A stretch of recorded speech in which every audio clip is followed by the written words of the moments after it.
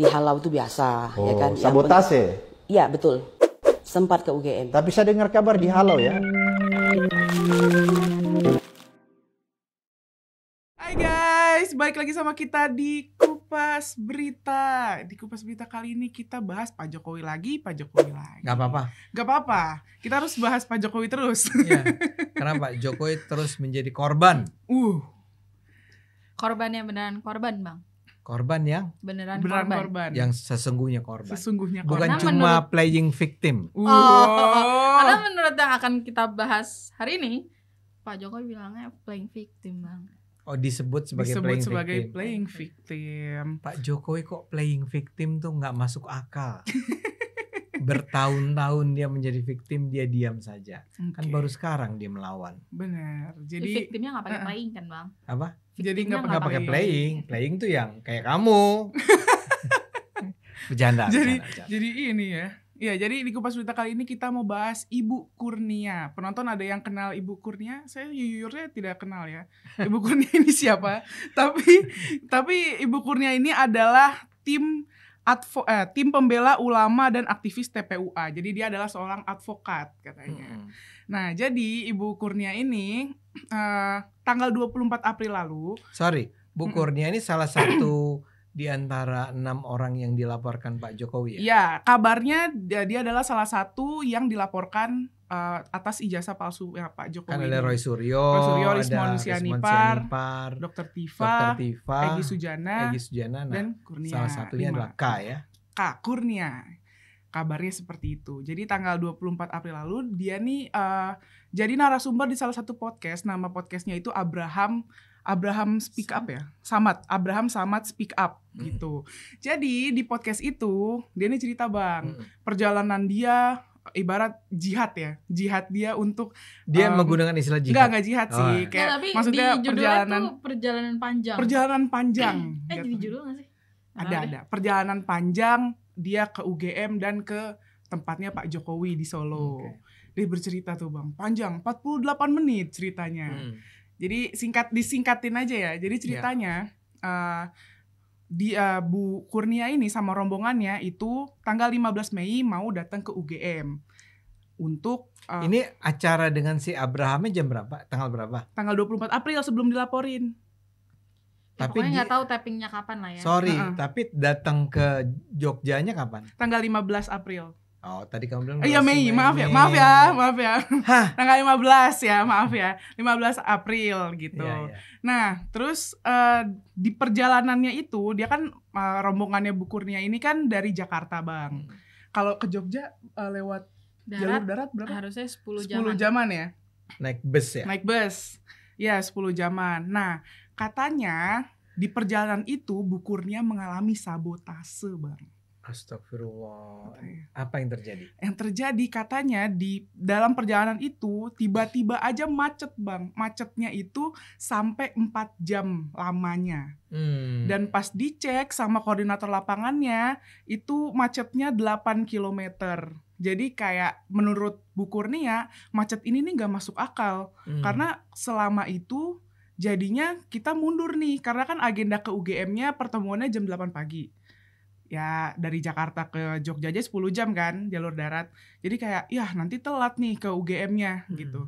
Nah akhirnya abis dari macet itu Bu Kurnia kayak ngerasa ini kayaknya disabotase nih sama nggak tahu siapa, tapi dia nggak ngasih tahu siapa. Intinya, jadi gara-gara macet itu ngerasa disabotase.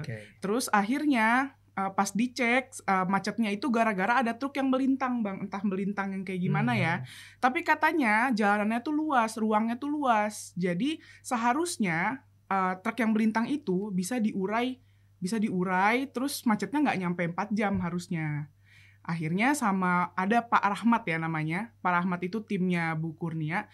Jadi dia ibarat menguraikan kemacetannya itu akhirnya nggak sampai 15 menit macetnya tuh udah nggak ada, udah hilang. Udah lancar lagi. Akhirnya dia sampai di UGM itu telat, Bang. Jam 10:30 baru sampai. Padahal janjiannya jam 8. Ibarat Bu Kurnia ini udah yang kayak, ini kita macet loh, kasih gambar, kasih video ke pihak UGM. Tapi pihak UGM bilang, kan janjiannya jam 8. Gak bisa dong diundur. Akhirnya dari pihak UGM yang pas jam 8 itu udah diwakilin sama Sorry, sebelum ke sana. Saya tertarik karena dia menyebut kata sabotase kan. Oke. Dia bilang ternyata ada truk melintang. Sabotase di mana?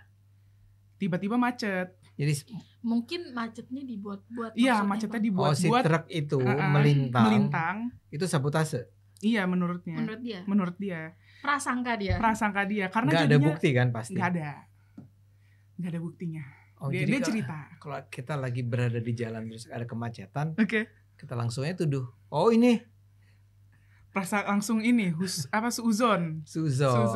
Bu, Oke. cobain jadi warga Ciputat. Oke. Kenapa tuh? Uin kehalang.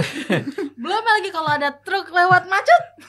Lebak bulus macet lagi, Bu. Itu 5 km bisa sejam, Bu. Jangan bicara tentang sabotase lah ya. Iya, itu unpredictable aja sebenarnya Bagi sih. orang, maksudnya yang kita pepe dalam durasi yang panjang.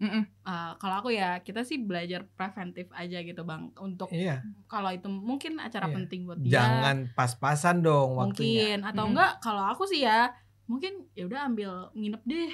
Berangkatnya udah dari H-1 udah ada gitu kan. Udah di Jogja lah ya. Udah di Jogja. Atau bahkan yang kan dia datang bersama 3 orang lainnya atau sih itu dia yang ada rombongannya. Kan bisa aja bicara dulu, Bang, ntar kita di UGM mau ngapain sih gitu kan. Brainstorming lah atau apa gitu. Masa ketemuannya di UGM? Iya. Oh, saya tahu cara lain yang bisa kita pelajari dari para mahasiswa UGM. Pasang tenda. Oke. Jadi bawa berkemah di halaman rektorat UGM. Bisa perkemahan ya, benar-benar. Kan nggak punya dana, saya duga dia nggak punya dana buat hotel. Oke. Jadi dia datang malam berkemah dulu di depan rektorat sebelum jam 8 dong. Jam 8 udah siap untuk ketemu dengan rektor. Ya, jadi ibu ini dimulai dengan cerita yang barangkali dia menuduh kan jalannya melintang. Harusnya masih bisa lewat kan? Harusnya masih bisa lewat. Cuman kamu pernah kebayang nggak yang di sebuah jalan, ini bukan jalan besar, bukan jalan tol kan? Aku kurang tahu tuh. Ya. Anggap kayak jalan Sudirman, Bang. Jalan lah, Ya. iya. Itu kan artinya semua kendaraan harus mengambil celah yang masih tersisa kan? Iya. Ada yang dari sini, ada yang dari sana. Jadi 2 arah kan? Iya.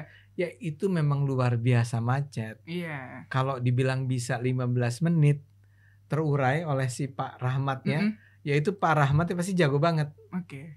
Benar. Jadi pertama ya, kita bicara tentang katanya sabotase, tapi kita menduga bahwa itu adalah hanya suuzonnya, prasangka buruknya Bu Kurnia. 1. Oke. Yeah. Silakan. Terus abis itu akhirnya yang jam 8 pagi itu kan Bu Kurnia belum datang tuh, masih macet kan.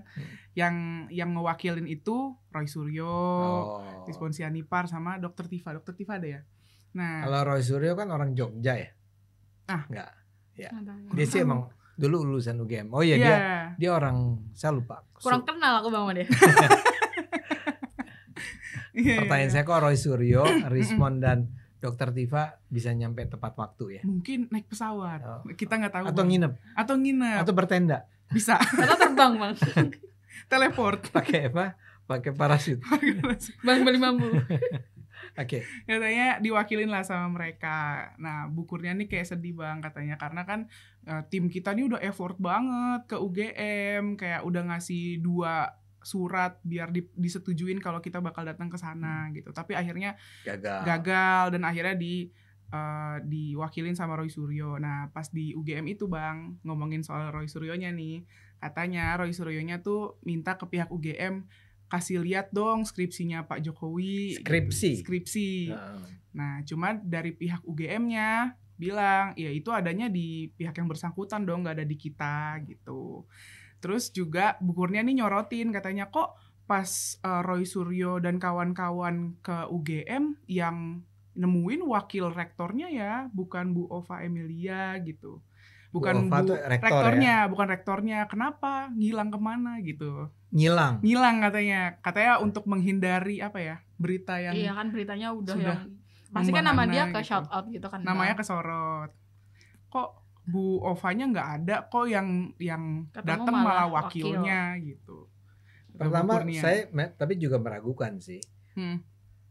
Harusnya sih nggak mungkin UGM itu bilang nggak ada skripsinya.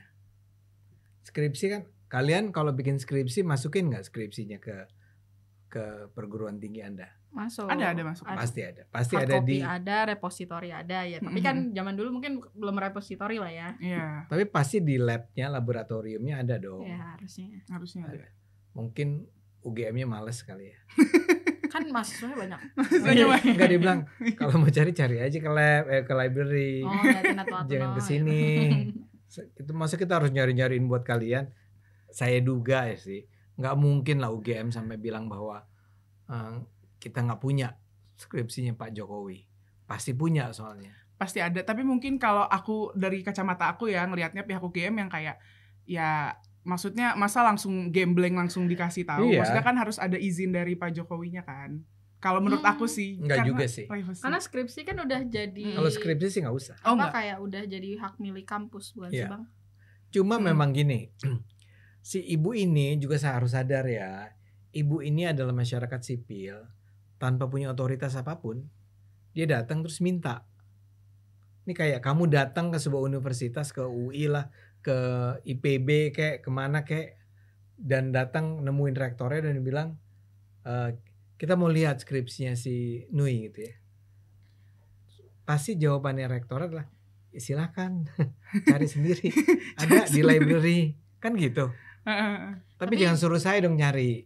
Iya, mungkin perapihannya kali ya. Kalau di kampus aku tuh Bang ada kan temanku yang mau lihat skripsi, yang pasti ditanyain tuh tujuannya apa. Oh misal untuk referensi pasti dibolehin dong kalau sesama sivitas akademika gitu kan. Cuma kan kalau ini kayaknya tanpa ditanya aja udah tahu nih niatnya apa, tujuannya. Tapi apa. nggak apa-apa, niatnya adalah untuk memastikan bahwa Jokowi memang lulusan dari Fakultas Kehutanan. Itu okay, it's fair. Tapi mungkin rektoratnya bilang, ya jangan minta ke kita dong. Ya, kita harus nyariin nih. Ya terlalu effortnya jadi berlebihan dong. Mendingan kalian datang ke library, cari di sana, tanya sama orang perpustakaannya.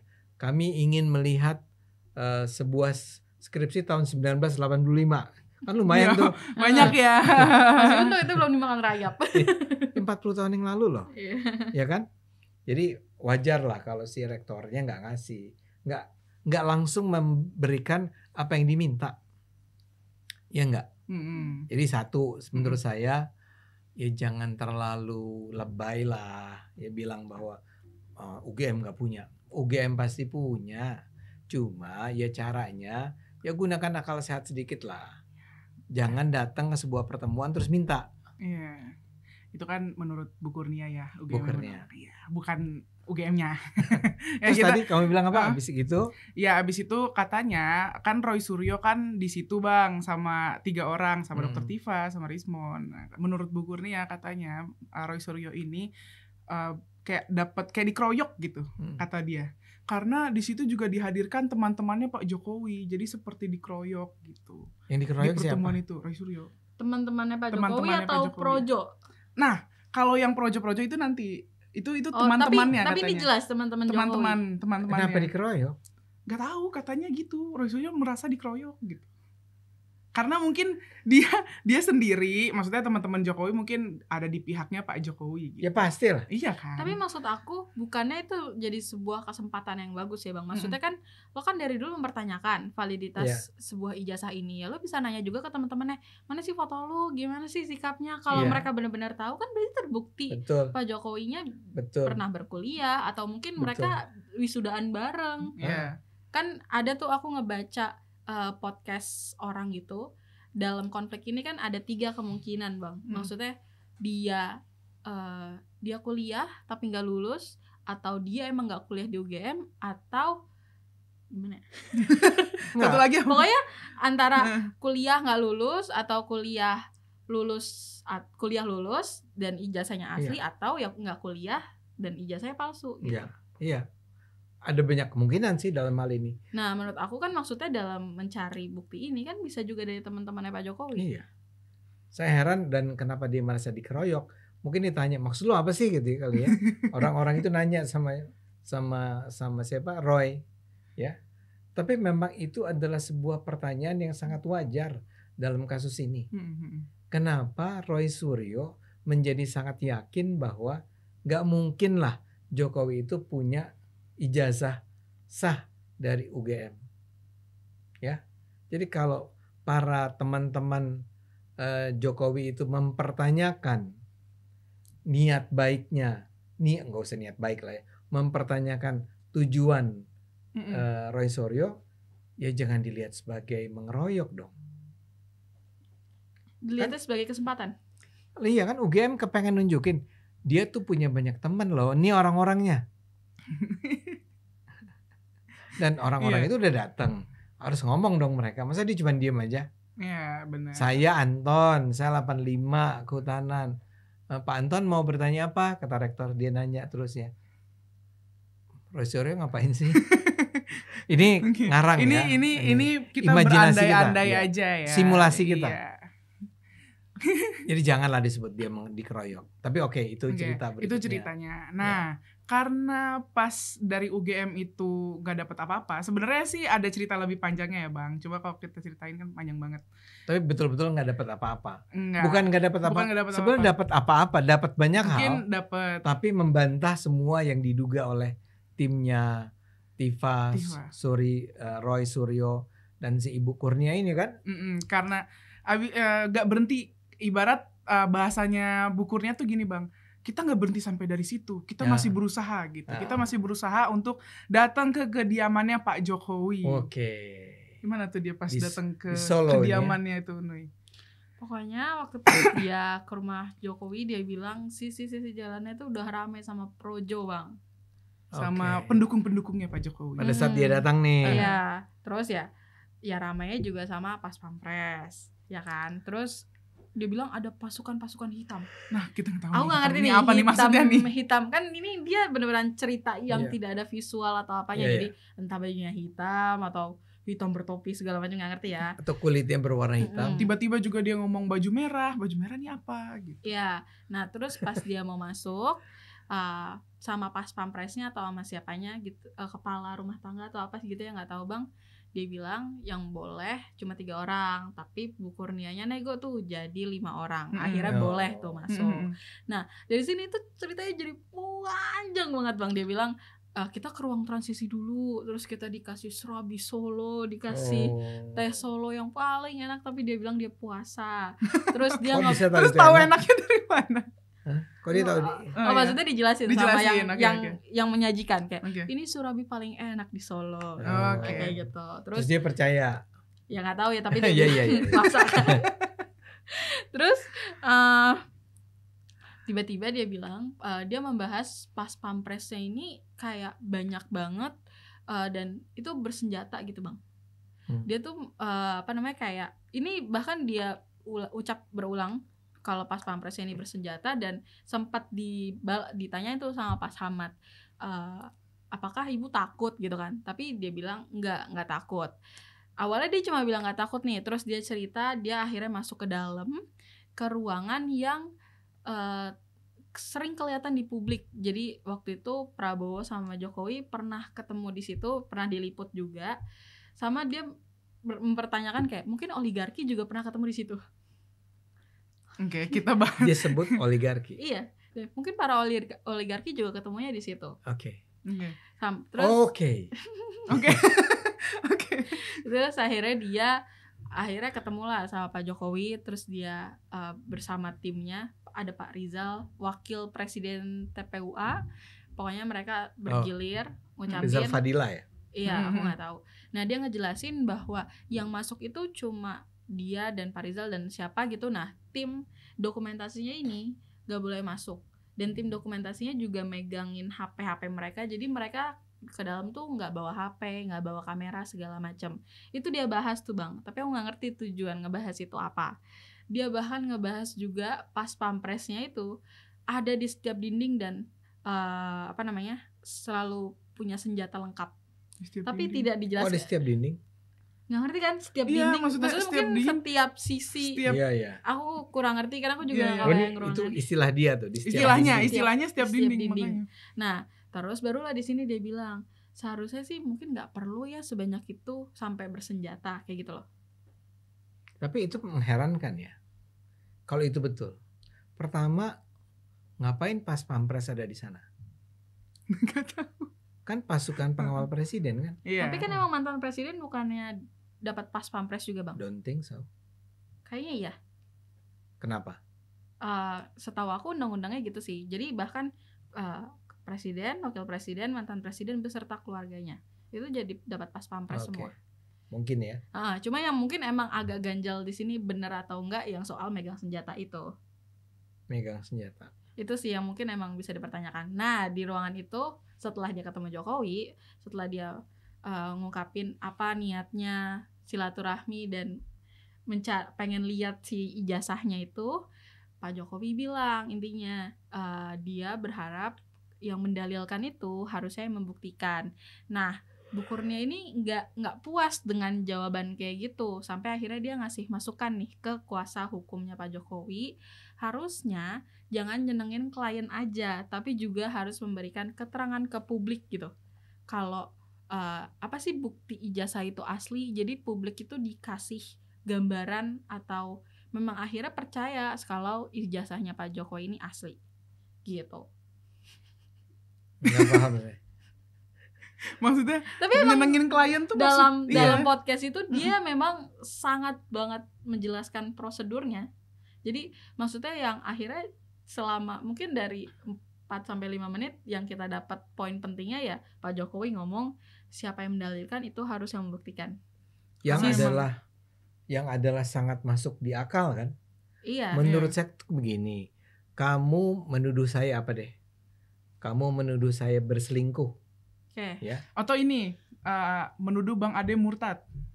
Menuduh saya murtad. Iya, buktinya apa gitu. Saya akan bertanya sama kamu kan. Kenapa Anda anggap murtad? Gara-gara saya ngapain? Dan Anda harus membuktikan, menyatakan bahwa karena Bang Ade kemarin nggak sholat. Oke. Ya, betapapun itu nampak bodoh, tapi itu kan adalah sebuah tuduhan yang ada landasan buktinya. Nah sekarang mereka itu datang ke Pak Jokowi. Pak Jokowi saya rasa dengan wajah tegang. Katanya tegang. Nah ini yang menurut aku agak gimana ya? Kalau kita ngelihat tuh rasa-rasanya kayak ini kalau misal kita bukan yang haters Jokowi gitu ya, aku ngerasa terlalu banyak prasangka buruk. Jadi dia juga cerita di dalam ruangan itu kalau Pak Jokowi itu terlihat ramah yang dipaksakan, ramah yang diramah-ramahin, diramah-ramahin gitu. Itu kalimat dia. Iya. Ramah yang diramah-ramahin. Terus? Jadi bilang Pak Jokowi itu irit bicara, sangat teratur, elegan. Soalnya dia sangat hati-hati sama orang yang di hadapan itu kan berseberangan sama dia. Oke, ini buat Ibu Kurnia nih. Saya mau bilang begini. Saya aja yang adalah pendukung Jokowi, kalau ketemu Pak Jokowi, Jokowi pun akan sangat berhati-hati ngomong dengan saya. Sangat berhati-hati bukan dalam artian negatif ya. Tapi dia tidak ingin kata-kata yang dia keluarkan itu satu disalahartikan atau kata-katanya salah atau kata-katanya menyinggung perasaan ya atau kata-katanya dia harus mencegah jangan sampai misalnya hal-hal penting yang menjadi taruhlah hal-hal penting yang menjadi inti dari pembicaraan itu tidak tersampaikan secara benar ya. Jadi dia tuh bukan tipe orang kayak saya yang ngomong tuh bisa sekali di sini pindah ke sana pindah gitu kan. Kalau dia enggak, dia tuh betul-betul ngomong A ya aja dulu. Setelah selesai A, dia akan bilang apa lagi? Iya. Bu Kurnia cerita kalau pihaknya itu dikasih giliran dulu. Jadi bukan yang satu ngomong satu ditanggepin, satu ngomong satu ditanggepin. Enggak, ini tiga-tiganya harus selesai ngomong dulu. Betul. Baru Pak Jokowinya menimpali. Betul. Itu dengan kami pun begitu. Kami yang para pendukung Jokowi itu ya. Oh, emang Bang Ade pernah ketemu Bang? Pernah. Yang dalam sebuah acara yang mirip-mirip tapi kami kan pendukung. Jadi kami datang untuk menyampaikan dukungan kepada Pak Jokowi untuk maju kembali misalnya gitu. Ya. Ya udah Bu Egra Bu Noi, Pak Ade, oke, udah semua terus dijawab satu persatu. Ya. Dan itu adalah sebuah cara yang mungkin tidak atraktif. Ya mungkin kalau dia lagi ngobrol dengan keluarganya atau dengan timnya, dengan relawan, mungkin lebih bebas ya. Tapi kalau dengan orang-orang yang bukan orang-orang dekat dia, Pak Jokowi emang begitu ngomongnya. Wajar juga nggak sih Bang kalau hati-hati? Wajar juga, apalagi memang betul yang dia bilang bahwa ini dengan orang-orang yang berusaha sedang mempertanyakan keabsahan ijazahnya kan, wajar dong. Jokowi nggak ngapa-ngapain aja dipelintir kan Bang? Betul. Karena itu pilihan katanya, bayangin capek kan kita. Pilihan kata kita harus kita selalu pikirkan nih. Jangan sampai ini disalahartikan, jangan sampai ini digoreng, jangan sampai ini dimanipulasi. Oke? Jadi ya kalimat dia bahwa ya seharusnya Anda kan yang menuduh saya. Sekarang saya tanya sama Anda. Anda menuduh saya itu memalsukan ijazah saya karena apa ya? Buktinya apa bahwa saya memalsukan ijazah saya? Wajar dong. Dan jangan dong si Ibu Kurnia terus bilang sama kuasa hukumnya Pak Jokowi, mendingan apa katanya tadi, yang kuasa hukum Jokowi harusnya jangan nyenengin klien sendiri. Jangan nyenengin klien. Itu artinya apa? Jangan cuma nyenengin Pak Jokowi. Harusnya lebih jujur. Harusnya lebih jujur ke publik. Lah, udah jujur. Yang selama ini dia lakukan udah jujur. Emang dia mau ngapain? Masalahnya ini jujur yang tidak diinginkan. Iya. Diinginkan dia. Dia udah jujur. Jadi si kuasa hukum akan bilang, saya menyenangkan hati ibu loh menerima ibu. Kan tadi dikatakan ada begitu banyak orang yang ingin ketemu. Dia nih udah jelas-jelas sedang mempertanyakan ijazah Pak Jokowi, tetap diterima tuh sama Pak Jokowi. Benar. Itu aku beneran kayak, wah diterima sama Pak Jokowi, kirain ditolak gitu. Iya. Atau diapain lah, dibilang nggak ada lah, atau apa. Dan dijawab dengan jujur menurut saya. Nah sekarang pertanyaannya kenapa dia nggak terima? Jadi dari awal tuh memang ya pakai istilah kamu ya, memang prasangkanya sudah buruk. Iya, ada bis melintang di jalan, truk melintang di jalan, dibaca sebagai bagian dari sabotase. Ya, jadi kalau sekarang Pak Jokowi menjawab dengan orangnya kan emang kaku Pak Jokowi. Iya. Beda banget lah sama Pak Prabowo. Kalau Pak Prabowo tuh wah gitu. Kalau Pak Jokowi itu memang gitu. Iya. Terima kasih teman-teman sudah datang. Tidak banyak hal yang bisa saya sampaikan pada Anda semua gitu ya. Saya minta maaf. Tapi buktinya mana? Yang aku lihat kan kalau diwawancara, gimana Pak tanggapan Bapak gini-gini? Ya biasa aja. Nah, ya udah gitu aja. Capek jadi wartawan ya sama kalau dia. misal ngomong ya lumayan cukup menegangkan, ntar dipelintir kayak oh tegang Jokowi berarti bener ya ijazahnya palsu. Nah. Judulnya Jokowi tegang. Nah, kan gitu. Imajiner Jadi emang imajiner. Jadi gitu. Sejak awal orang-orang ini sudah datang dengan niatan yang negatif lah. Bukan negatif. Prasangka yang negatif. Mungkin dia juga kaget diterima ya sama Jokowi.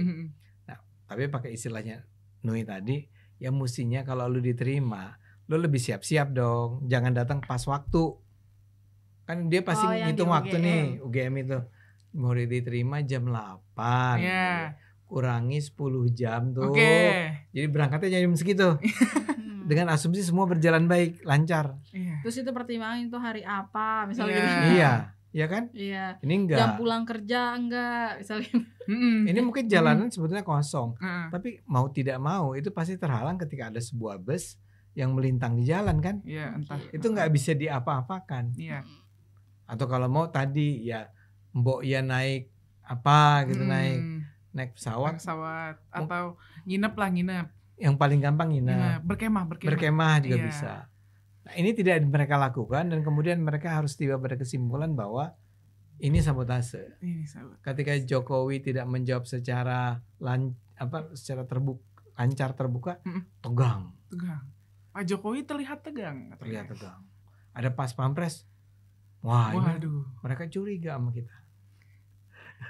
Nah, itu balik lagi ceritanya Bu Kurnia tanggal 24 April ya, Bang. Oh, ini masih ada lagi? Nah, terus kan dilaporin nih tanggal 30 April sama Pak Jokowi. Dilaporin, terus tiba-tiba tanggal 3 Mei itu kalau misalnya penonton lihat di channel YouTube ada dia kayak semacam konvers gitu. Dia bilang di situ kalau misalnya si Bu Kurnia nih bilang di situ kalau misalnya Pak Jokowi ini kenapa ya harus ngelaporin 5 orang tadi gitu, karena kan kayak kesannya Pak Jokowi ini mantan presiden kan, harusnya menjadi guru besar, harusnya bijak, bukannya malah ngelaporin mereka gitu kan. Oh, harusnya diem aja. Iya, nah Bu Kurnia ini nggak terima katanya karena laporan Pak Jokowi ke 5 orang ini dianggap membungkam. Terus dia juga ngungkit profesinya kan. Dia kan advokat, Bang.